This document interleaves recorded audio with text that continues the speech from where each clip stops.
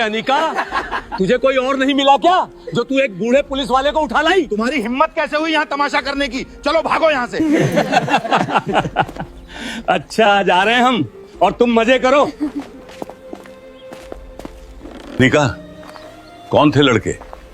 साहब जी, ये गांव के लड़के हैं, रोज मुझे तंग करते हैं। तुम बहुत खूबसूरत हो अनिका, इसीलिए ये लड़के तुम्हें तंग करते हैं।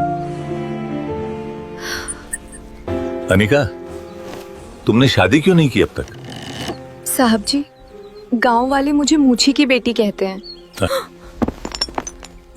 अनिका, मैं तुमसे मोहब्बत करने लगा हूं।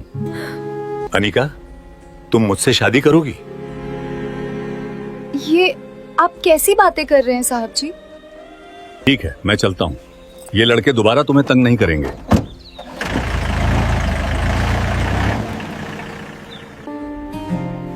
वो पुलिस वाला इन गांव वालों से बहुत अच्छा है, जिसने मेरा एहसास किया है। शायद विष्णु मेरे करीब आना चाहता है। विष्णु के दिल में क्या है, कौन जानता है। अनिका की कहानी शुरू होती है एक छोटे से गांव से, जहां जीवन की रफ्तार धीमी थी, लेकिन लोगों के दिलों में नफरत और जलन की आग तेज थी। ये गांव ऐसा था जहां परंपराओं की जंजीरें लोगों को जकड़े हुए थीं और सामाजिक विभाजन एक सच्चाई थी जो हर रोज लोगों की जिंदगी को प्रभावित करती थी। अनिका एक ऐसी लड़की थी जिसे देखकर आकाश के तारे भी शर्माते। उसकी उम्र सिर्फ 22 साल थी, लेकिन उसकी खूबसूरती ऐसी थी कि गांव के हर लड़के की आंखें उसी पर टिक जाती थीं। उसका रंग दूध जैसा सफेद, लंबे काले और चमकदार बाल और आंखें इतनी गहरी कि कोई एक बार देख ले तो भूल न सके। उसकी खूबसूरती ऐसी थी कि अगर कोई उसे देख ले तो मुंह का निवाला उसके गले में अटक जाए। लेकिन अनिका की जिंदगी कोई सपना नहीं थी।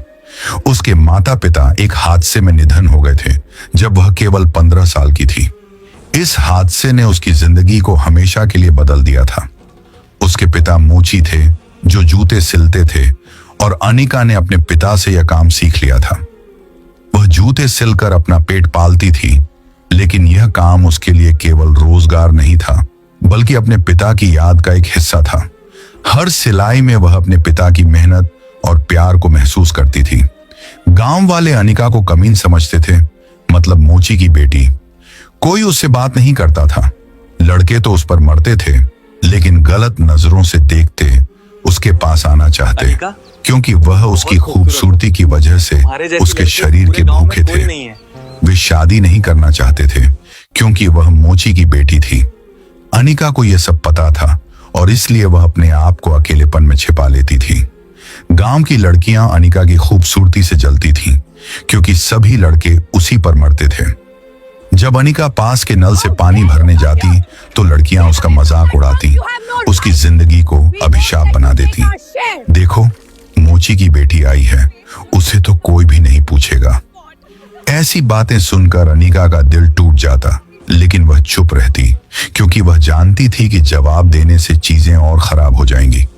इसीलिए अनिका गांव से बाहर रहती थी और अक्सर लड़के रात को उसके घर के बाहर मंडलाते, उसे बुलाते, लेकिन अनिका किसी को ध्यान नहीं देती थी। वह अपने काम में व्यस्त रहती, जूते सिलती और अपने अकेलेपन में जीती। उसकी जिंदगी एक जहन्नुम थी, जहां हर तरफ से नफरत और जलन की बारिश होती रहती। लेकिन अनिका ने कभी हार नहीं मानी। वह अपने पिता की सिखाई हुई बात पर विश्वास रखती थी कि मेहनत और धैर्य से सब कुछ संभव है। ये उसकी अंदरूनी ताकत थी जो उसे जीवित रखती थी। एक दिन एक पुलिस वाला जो 70 साल का बूढ़ा था, अनिका की दुकान पर जूता सिलवाने आया। मैं यहीं बैठ यह बूढ़ा आदमी विष्णु एक ऐसा व्यक्ति था जिसकी जिंदगी अनुभवों से भरी हुई थी। उसने अपनी जवानी में बहुत कुछ देखा था, अपराध, अन्याय और मानव प्रकृति के अंधेरे पहलू। अब वह रिटायरमेंट के करीब था, लेकिन उसका दबदबा अब भी पूरे इलाके में था। जैसे ही उसकी नजर अनिका पर पड़ी, वह उसका दीवाना हो गया। अनिका ने देखा कि बूढ़ा उसे घूर रहा है